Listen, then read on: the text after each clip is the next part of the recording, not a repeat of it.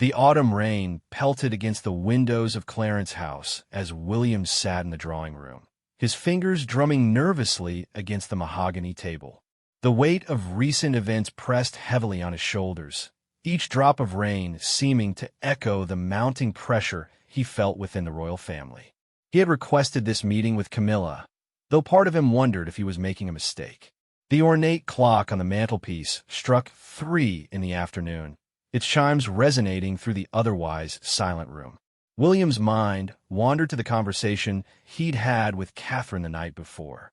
She had noticed his growing frustration, the way his jaw tensed whenever Camilla's name came up in discussions about royal duties and protocols. "You need to address this directly," Catherine had said, her hand gently touching his arm. "This tension isn't healthy for anyone, especially not for the boys." She was right, of course. George and Charlotte had begun to notice the subtle shifts in family dynamics during gatherings, the careful way conversations were steered away from certain topics. The sound of heels clicking against marble flooring announced Camilla's arrival. William straightened in his chair, composing himself as she entered the room. She wore a navy blue dress suit, her pearl necklace catching the dim light from the window. Her expression was cordial but guarded, as it had been in most of their recent interactions. "William," she greeted him with a slight nod, taking the seat across from him. "Thank you for asking to meet. I must admit, I'm curious about what's prompted this conversation." William studied her face for a moment before speaking. The years had been kind to Camilla in many ways, but he could see the lines of stress around her eyes, the careful way she held herself that spoke of someone constantly aware of her position and its precarious nature. "Camilla, I think we both know there are issues that need to be addressed," William began, his voice steady but with an underlying current of tension. "The family dynamics have become increasingly strained, and I believe it's time we spoke openly about what's happening." Camilla's eyebrows raised slightly, but her expression remained controlled. "I'm not sure I understand what you're referring to, William. Could you be more specific?" The question hung in the air between them, loaded with unspoken implications. William felt a flash of irritation at her apparent deflection. They both knew exactly what he was talking about, yet she was choosing to make him spell it out explicitly. The decision-making process regarding royal engagements and protocols, William said carefully. The way certain announcements have been made without consulting the direct line of succession. The subtle changes in tradition that seem to elevate your position within the family structure. Camilla's fingers tightened almost imperceptibly around the handle of her teacup. She had been expecting this conversation for months, perhaps even years. The growing influence she wielded as Charles's wife and queen consort had not gone unnoticed by the younger generation of royals. "William, I think you may be misunderstanding my role," Camilla replied, her tone remaining diplomatic but with a hint of defensiveness creeping in. "I've always been very careful to respect the established hierarchy within the family." "Have you?" William's question was direct, cutting through the polite veneer they both maintained in public. "Because from where I sit, it seems like there's been a gradual shift in how decisions are made, and not always in consultation with those who will ultimately be most affected by them." The rain outside seemed to intensify, creating a backdrop of white noise that made their conversation feel even more isolated from the outside world. Camilla set down her teacup with deliberate care, the china making a soft clink against the saucer. "I think you're being unfair, William," she said, her voice taking on a sharper edge. "I've spent years trying to find my place in this family, trying to support your father and the monarchy without overstepping boundaries. If you have specific concerns, I'd appreciate you raising them directly rather than making vague accusations." William leaned forward slightly, his blue eyes intense with barely contained frustration. "Specific concerns? Very well. The recent changes to the order of precedence during state functions.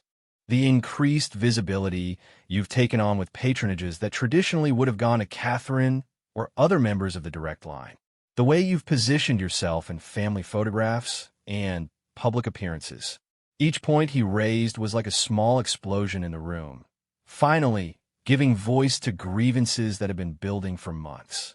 Camilla's composure wavered slightly, a flush creeping up her neck. "Those were decisions made in consultation with your father," she replied, her voice growing colder. "As the reigning monarch, Charles has the authority to make those determinations. If you have issues with how the monarchy is being managed, perhaps you should take them up with him." "Don't hide behind my father's authority," William shot back, his careful control beginning to slip. "We both know you have significant influence over these decisions. And we both know that some of these changes feel more like personal ambition than what's best for the institution." The accusation hung heavy in the air between them. Camilla's eyes flashed with anger, and, for a moment, the careful mask of royal propriety slipped entirely. "Personal ambition," she repeated, her voice rising slightly. "After everything I've endured for this family, after the years of scrutiny, of being blamed for your parents' marriage troubles, of having to earn every ounce of respect and acceptance, you think this is about personal ambition?" William was taken aback by the raw emotion in her voice, but he pressed on. "I think it's about securing your legacy, yes. And I think sometimes that comes at the expense of what's best for the monarchy long-term." Camilla stood abruptly, pacing to the window where she stared out at the rain-soaked gardens. Her reflection in the glass looked tired, worn down by years of navigating the treacherous waters of royal politics. "You know, William," she said quietly, not turning around, "I used to think that time would heal the wounds in this family, that eventually we'd all find a way to work together for the greater good. But I'm beginning to think that some people will never see past their prejudices." "This isn't about prejudice," William insisted, though even as he said it, he wondered if there was some truth to her words. "This is about maintaining the integrity of institutions that have served this country for centuries." Camilla turned back to face him, her expression a mixture of sadness and steely determination. "And what exactly do you think I'm doing to threaten that integrity, William? What specifically have I done that's so damaging to your precious institutions?" The challenge in her voice was unmistakable.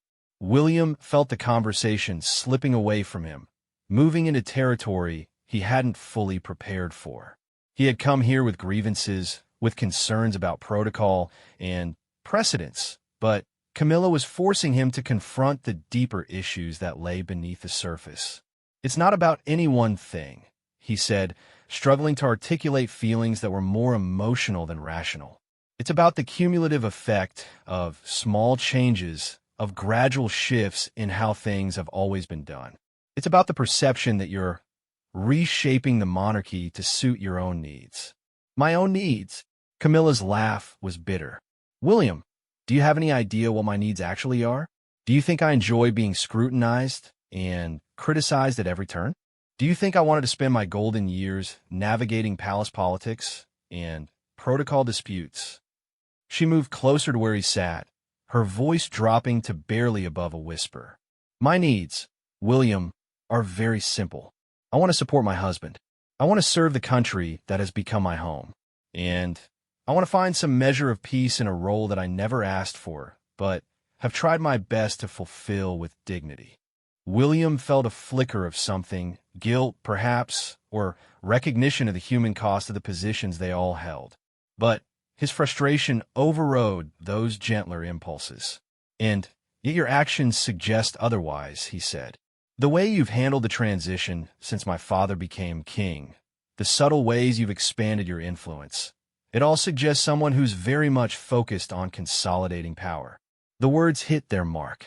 Camilla's face went pale, and for a moment, William saw not the queen consort, but a woman who had been pushed too far. "Consolidating power," she repeated slowly, as if testing the words. "Is that really what you think this is about?"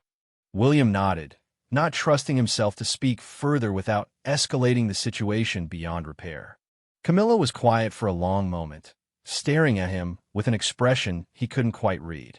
When she finally spoke, her voice was eerily calm. "I see," she said simply. "Well, William, I appreciate your honesty. It's good to know where we stand." The formal tone had returned to her voice, but there was something underneath it that made William suddenly uncomfortable. He had the distinct feeling that he had just crossed a line he couldn't uncross, that this conversation was about to take a turn he hadn't anticipated. Camilla, he began, but she held up a hand to stop him. No, please, she said, her smile brittle. You've made your position quite clear. I think it's time I made mine equally clear to you. The rain continued its steady rhythm against the windows as the two figures faced each other in the elegant drawing room, the gap between them suddenly feeling like an unbridgeable chasm. William sensed that whatever came next would fundamentally alter their relationship, and possibly the dynamics of the royal family itself. Camilla moved back to her chair with deliberate slowness, every movement calculated and controlled. William watched her, suddenly aware that the dynamic in the room had shifted dramatically. The woman sitting across from him no longer seemed like someone on the defensive. She had transformed into someone who held cards he hadn't even known were in play. You want to talk about consolidating power, William? Camilla's voice was steady, almost conversational. Let me tell you about power, real power, and how it actually works in this family. She settled back in her chair, crossing her legs with practiced elegance. You see, you've grown up with the luxury of believing that your position is secure, that your place in the succession guarantees you a certain level of influence and respect. But what you've never had to understand is how precarious everything really is. William felt a chill run down his spine, though he couldn't quite articulate why. What do you mean? I mean that you've been operating under assumptions that aren't necessarily true, Camilla replied, her smile never wavering. You assume that tradition and precedent will always protect you. You assume that public opinion will always favor the direct line of succession. You assume that your father's affection for you will always outweigh other considerations. The last statement hit William like a physical blow. Are you threatening me? Threatening you? Camilla laughed, a sound devoid of warmth. Oh, William, you really don't understand how this works, do you? I don't need to threaten anyone. The truth is threat enough. She leaned forward slightly, her eyes fixed on his face with an intensity that made him want to look away. Let me share something with you that perhaps no one else has had the courage to tell you. Your position, your future role as king, it's not nearly as secure as you think it is. William's mouth went dry. That's ridiculous. I'm the heir apparent. The succession is clearly established by law. Laws can be changed, William, Camilla said softly. Public opinion can shift. Parliament can be influenced.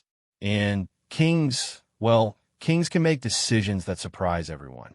The room seemed to grow smaller around them, the autumn light filtering through the windows, taking on an ominous quality. William struggled to process what he was hearing. What are you saying exactly?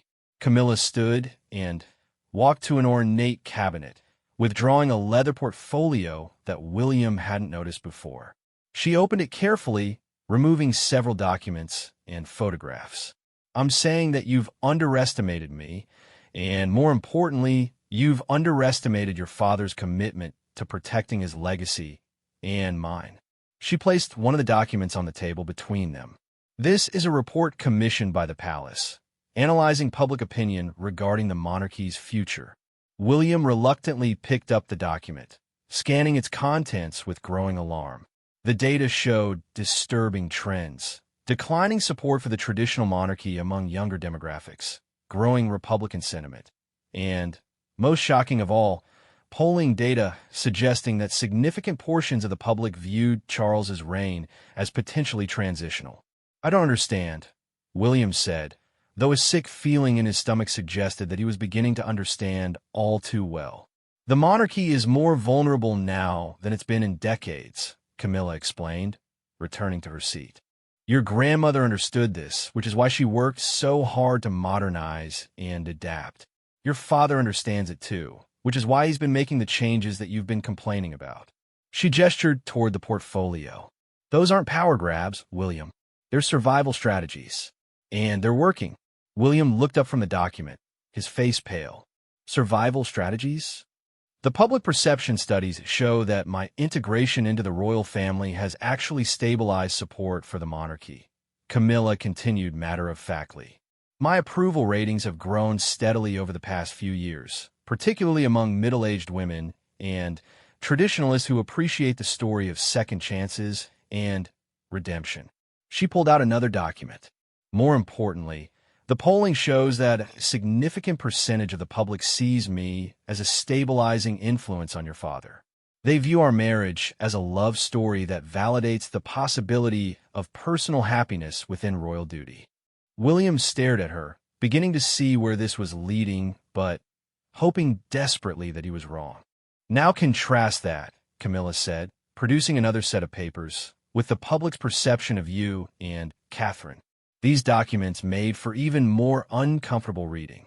While William and Catherine were generally well regarded, there were concerning trends. Some viewed William as too privileged and out of touch, despite his military service and charitable work. Others questioned whether he had the gravitas necessary for kingship, particularly compared to his father's decades of experience. But this is temporary, William protested. Public opinion fluctuates. When I become king, when you become king, Camilla interrupted gently. William, that's exactly the assumption I'm talking about. Who says you're going to become king? The question hung in the air like a physical presence. William felt as though the ground had shifted beneath his feet. The succession is established by law, he repeated, but his voice lacked conviction. The succession can be modified, Camilla replied. It's been done before, though admittedly not recently. But there are provisions for abdication, for passing over potential heirs in the interest of the crown's stability. William's hands were shaking now, though he tried to hide it. My father would never. Your father loves you, William, Camilla said, and for the first time, her voice contained what might have been genuine sympathy. But he loves the monarchy more, and he knows that sometimes personal feelings have to be set aside for the greater good. She reached into the portfolio one more time, withdrawing a single sheet of paper. This one she held for a moment before placing it on the table. This is a constitutional analysis commissioned by the palace legal team. It outlines several scenarios under which the succession could be altered, either through voluntary abdication or through parliamentary intervention. William didn't want to look at the document, but he found himself unable to look away. The legal language was dense, but the implications were clear. Under certain circumstances, if it were deemed to be in the best interest of the monarchy's survival, the succession could indeed be modified. You're not serious, he whispered. I'm entirely serious, Camilla replied. Your father has been king for less than 2 years, but he's already thinking about his legacy. He wants to ensure that when he steps down or passes away, the monarchy he leaves behind is stronger than the one he inherited. She gestured toward the various documents spread between them. All of this data suggests that might be better accomplished by skipping a generation. That Charles might consider abdicating in favor of George when the time is right, with a regency council in place until George comes of age. William felt sick. That's impossible. George is just a child. Kings have ascended to the throne as children before, Camilla pointed out. With proper guidance and a strong regency council, it could work quite well. And it would allow the monarchy to skip over some of the more problematic elements of the current succession. The insult was delivered so smoothly that it took William a moment to process it fully. When he did, anger flared in his chest.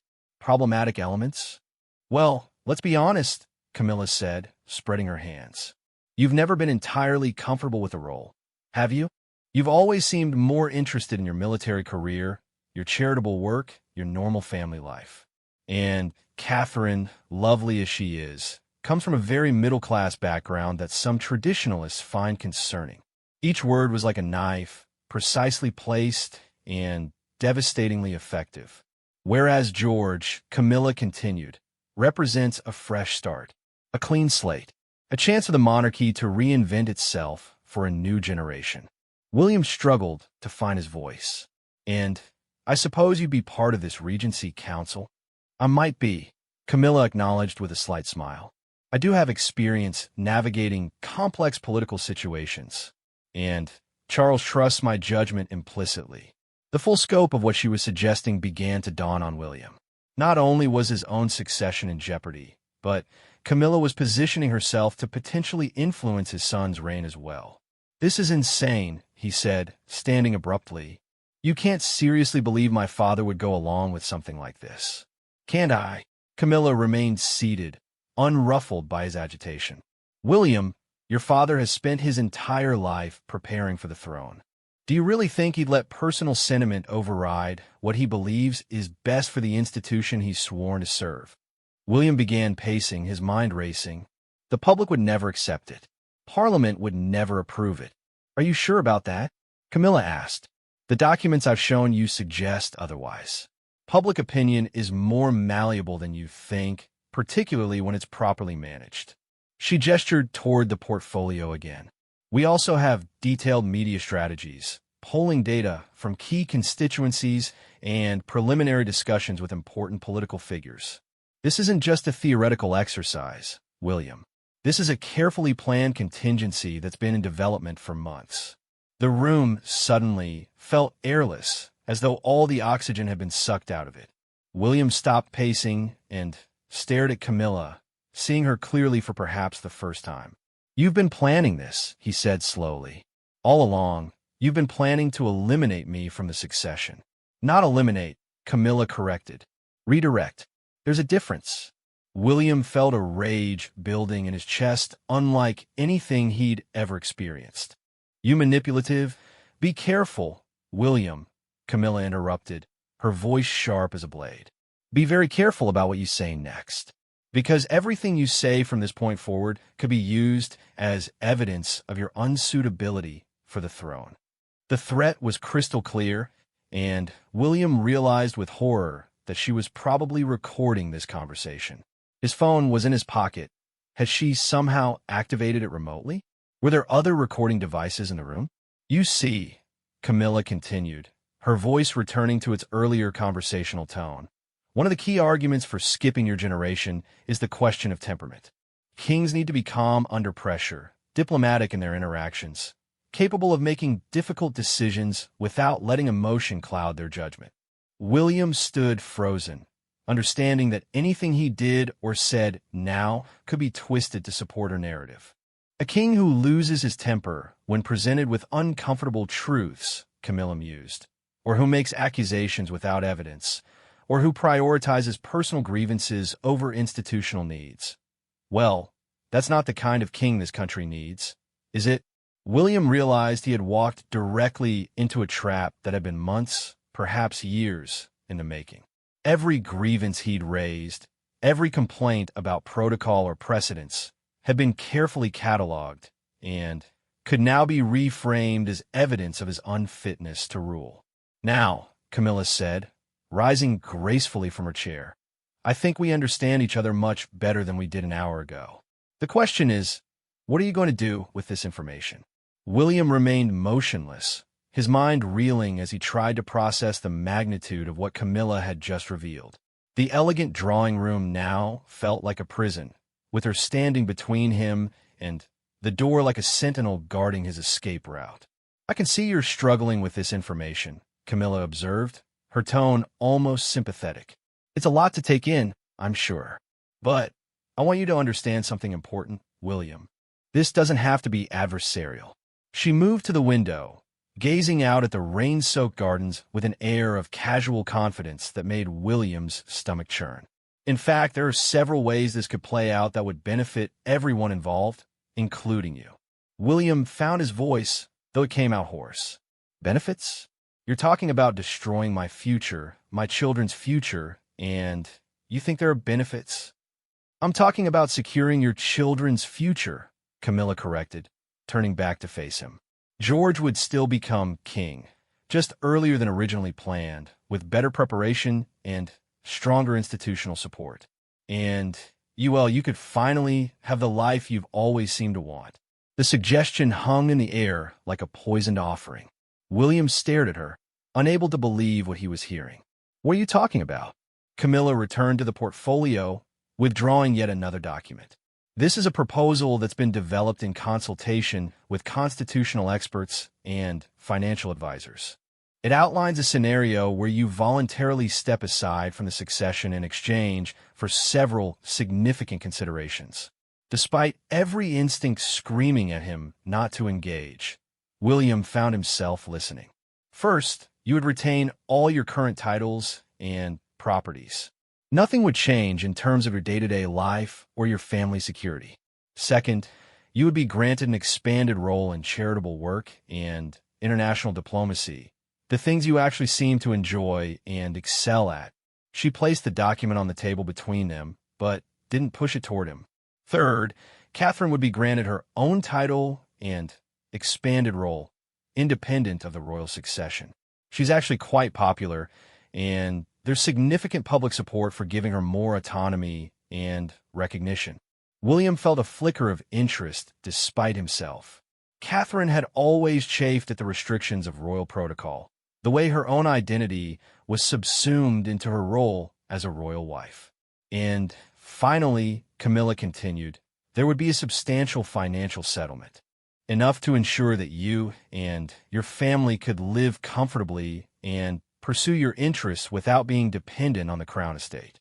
The offer was more generous than William had expected, which somehow made it even more sinister. And in exchange? In exchange, you would publicly support the decision to pass the throne directly to George when the time comes. You would frame it as a forward-thinking choice, a way to modernize the monarchy and ensure its continued relevance. William laughed bitterly. You want me to participate in my own disinheritance. I want you to help shape a narrative that preserves your dignity while serving the greater good. Camilla replied smoothly. The alternative is that this all comes out in a much less flattering way. The threat was implicit, but unmistakable. William began to understand that Camilla had given him a preview of her hand, not shown him all her cards. What else? He asked quietly. What do you mean? What else do you have on me? On my family? You wouldn't have come this far without insurance. For the first time since the conversation began, Camilla smiled genuinely. You're more perceptive than I gave you credit for, William. Yes, there are other considerations. She returned to the portfolio one final time, but hesitated before withdrawing whatever was inside. I want you to understand that I take no pleasure in this part of the conversation. But you force my hand by challenging my position, by questioning my loyalty to this family and institution. William felt his pulse quicken. What is it? Information about your private life that would be extremely damaging if it became public. Camilla's voice was steady, but William detected a note of genuine reluctance. Things that would call your judgment and your fitness for the throne into serious question. That's impossible. I've been careful, have you? Camilla interrupted. Your private correspondence, your financial dealings, your conversations with certain political figures. You really thought all of that was completely secure? William's mind raced through recent months, searching for anything that could be twisted into scandal. His communications with Republican politicians during his concerns about the monarchy's direction. His private donations to causes that might be seen as politically sensitive. His frank conversations with international leaders about British foreign policy. You've been spying on me. I've been protecting the institution, Camilla corrected. And part of that protection involves understanding potential threats, even when they come from within the family. The casual admission that she'd been surveilling him hit William like a physical blow. For how long? Does it matter? What matters is what we do with the information now. Camilla returned to her seat, her movements deliberate and controlled. As I said, I don't want to use any of this. I'd much prefer that we reach an amicable arrangement. William sank back into his chair, feeling defeated. And if I refuse? If you refuse to consider the voluntary option, then we move to less pleasant alternatives. Camilla's voice remained conversational, but there was steel underneath. Your father would be presented with evidence that you're unsuitable for the throne. Parliament would be briefed on constitutional options. The media would receive carefully leaked information about your private conduct. She paused, letting the implications sink in. And, most importantly, the public would gradually be prepared for the idea that the monarchy needs to skip a generation for its own good. By the time the transition actually happened, It would seem not just logical, but inevitable. William stared at her, finally understanding the full scope of what he was facing. This wasn't just about protocol disputes or family politics. This was a carefully orchestrated campaign to remove him from power, planned and executed with surgical precision. "You're destroying the monarchy to save it," he said quietly. "I'm ensuring its survival," Camilla replied. "Sometimes it requires difficult choices." William thought about Catherine, about George and Charlotte, about the life they'd built within the constraints of royal duty. All of it was suddenly precarious, hanging by threads that Camilla could cut at any moment. "How long do I have to decide?" "The coronation anniversary is in 6 months," Camilla said. "That would be an appropriate time for any major announcements about the future of the succession. So you have until then to make your choice.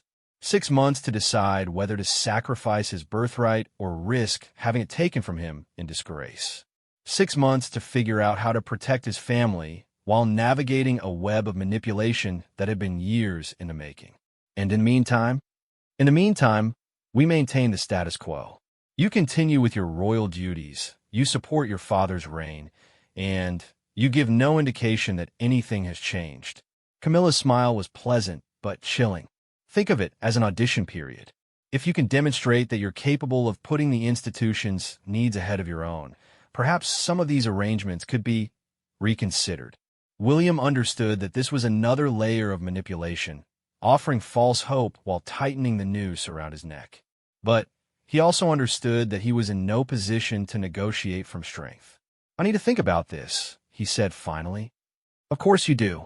It's a significant decision." Camilla began gathering the documents back into her portfolio. "But, William, I want you to consider something. Your grandmother spent 70 years on the throne, adapting and evolving to serve the country's needs. Your father has waited his entire life for his opportunity to do the same." She stood, straightening her jacket with practiced efficiency. "The monarchy has survived for over 1,000 years because it's been able to change when change was necessary. What I'm offering you is a chance to be part of that evolution rather than an obstacle to it." William remained seated as she prepared to leave, his mind spinning with possibilities and consequences. "One more thing," Camilla said, pausing at the door. "I hope you'll discuss this with Catherine before making any decisions. She's a smart woman, and I think she'll understand the practical benefits of what I'm proposing." The suggestion that Catherine might be swayed by the offer felt like a final insult, but William forced himself to remain silent. "Thank you for your time today, William. I think this conversation has been very productive."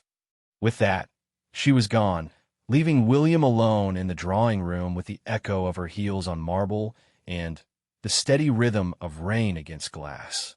The elegant space that had felt like home just hours before now seemed foreign and hostile, a stage where he'd just been given a role he'd never auditioned for in a play he didn't want to perform.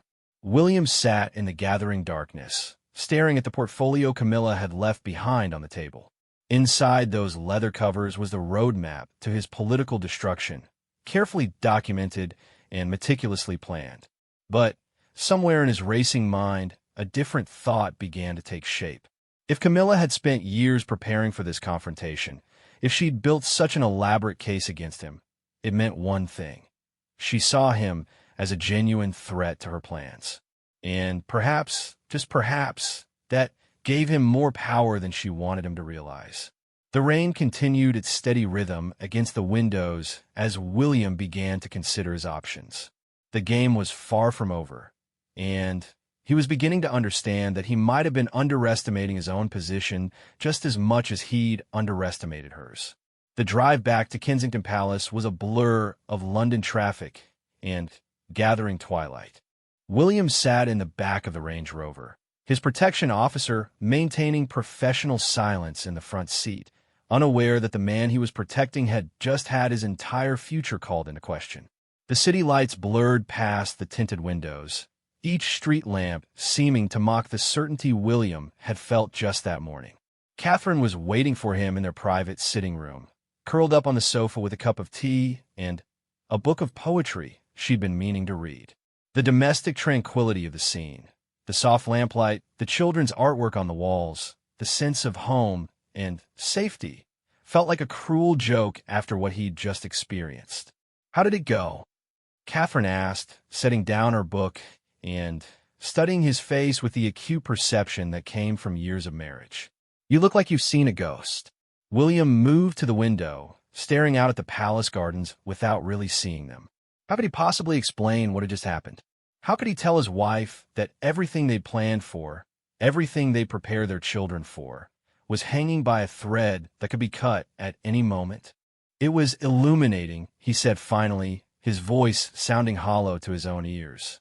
Catherine rose from the sofa, moving to stand beside him. "William, what happened? You're scaring me." He turned to look at her, really look at her. Catherine had given up her own career, her own ambitions, to support his role in the royal family. She'd endured years of media scrutiny, protocol restrictions, and public expectations. She'd molded herself into the perfect royal consort, all in preparation for the day she would become queen. "Camilla made me an offer," he said quietly. "Several offers, actually." Catherine's eyebrows rose. "What kind of offers?" William moved away from the window, beginning to pace the small room. "She wants me to step aside from the succession voluntarily, to support a plan to have the throne pass directly to George when my father dies or abdicates." The words hung in the air between them like an unexploded bomb. Catherine stared at him for a long moment, her face cycling through disbelief, confusion, and, finally, a dawning understanding of the implications. "That's insane," she said softly. "She can't seriously think. She doesn't just think it, Catherine. She's planned it, meticulously, for years." William stopped pacing and faced her directly. "She has polling data, constitutional analyses, media strategies. She's been building a case that I'm unfit for the throne and that skipping our generation would be better for the monarchy."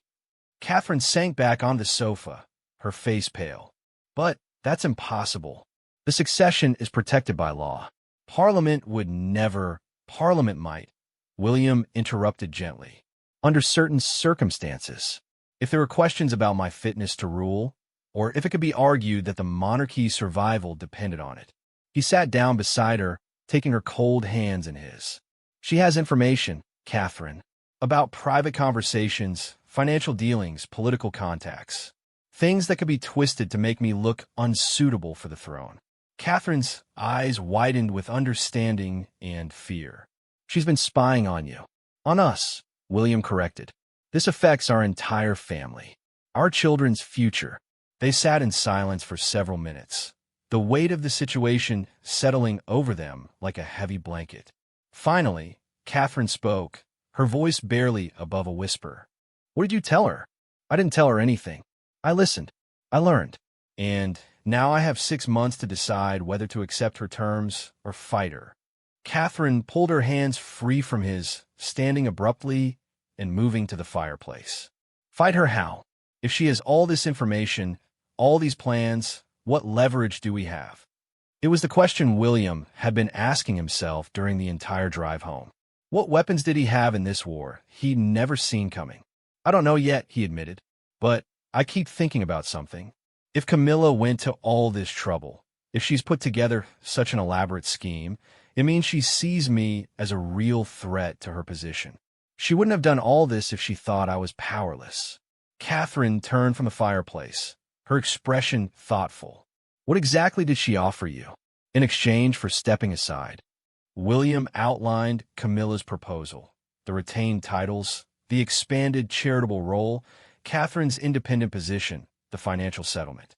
As he spoke, he watched his wife's face carefully, looking for any sign that she might be tempted by what was being offered. "It's actually quite generous," Catherine said when he finished. "Which makes it more dangerous, doesn't it? She's offering us a comfortable cage." William felt a surge of relief at her response. "Exactly.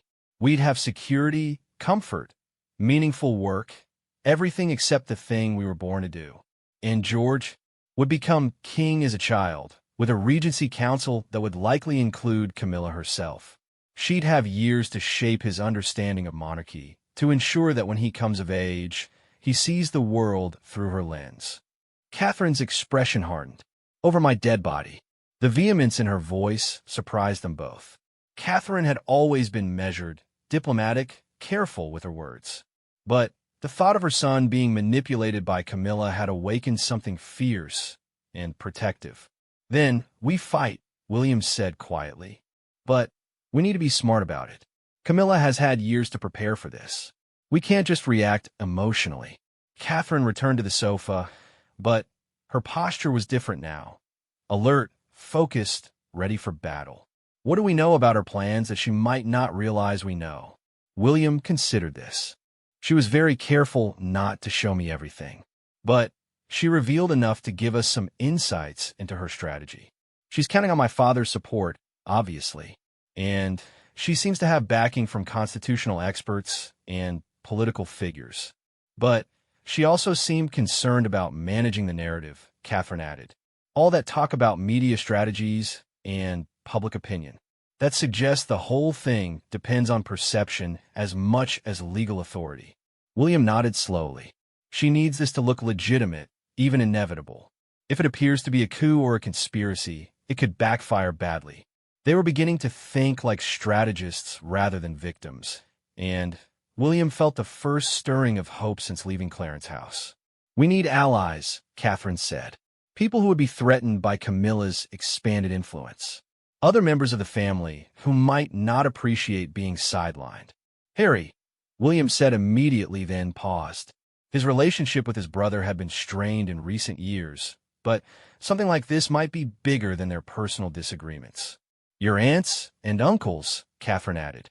"They've all spent decades building their own roles within the family structure. They wouldn't want to see all of that disrupted by Camilla's ambitions." William felt his mind beginning to work more clearly as they outlined potential allies and strategies. But underneath the growing sense of purpose was a deeper, more troubling realization. "Catherine," he said slowly, "there's something else we need to consider. What if she's right?" His wife looked at him sharply. "What do you mean? What if the monarchy really would be better served by skipping our generation? What if all her polling data and constitutional analysis are accurate? What if I really am unsuited for the throne?" The questions hung in the air between them, giving voice to doubts that William had carried for years but had never spoken aloud. "You think you're unsuited to be king?" Catherine asked quietly. William was silent for a long moment, staring down at his hands. "I think I've spent my entire life being told I would be king without ever really choosing it for myself. I think I've sometimes resented the role, questioned whether I wanted it, wondered if I was capable of it." He looked up at Catherine, his eyes reflecting years of uncertainty and internal conflict. Maybe Camilla saw that uncertainty and built her entire strategy around it. Catherine moved closer to him, taking his face in her hands. "William, self-doubt doesn't make you unsuitable to be king. It makes you human. It makes you someone who takes the responsibility seriously. But what if the country would be better served by someone else? What if George, raised from childhood to understand the role, really would be a better king than I could ever be? And what if you're exactly the king this country needs right now?" Catherine countered. "Someone who questions, who thinks deeply about the role, who doesn't just accept tradition blindly." William leaned into her touch, drawing comfort from her certainty even as his own doubts continued to swirl. "I don't know how to fight someone who's offering me everything I might secretly want," he admitted. "Then maybe," Catherine said softly, "you don't fight what she's offering. Maybe you fight for what you believe in instead." William looked at her questioningly. "You believe in service," Catherine continued. "You believe in duty. You believe in doing what's right rather than what's easy. So the question isn't whether you want to be king. The question is whether you believe it's right to let Camilla manipulate the succession for her own purposes." The distinction was subtle but crucial, and William felt something shift in his understanding of the situation. This wasn't about his personal ambitions or desires. It was about the integrity of the institution he'd sworn to serve. "She said something to me," William said slowly, "just before she left. She said I should think about what kind of king I want to be remembered as." "And what kind is that?" William was quiet for a long moment, thinking. When he spoke, his voice was stronger than it had been all evening. The kind who doesn't let anyone, even family, hold the crown hostage for personal gain.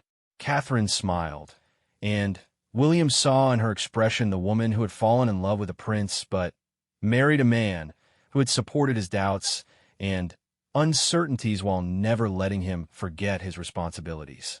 "Then you have your answer," she said simply. Outside their window, London glittered in the darkness. 8 million people going about their lives unaware that the future of their monarchy was being decided in a sitting room in Kensington Palace. William looked out at those lights and felt the weight of responsibility settling on his shoulders, not as a burden, but as a choice he was finally ready to make. The rain had stopped, and through the cleared windows, William could see stars beginning to emerge from behind clouds.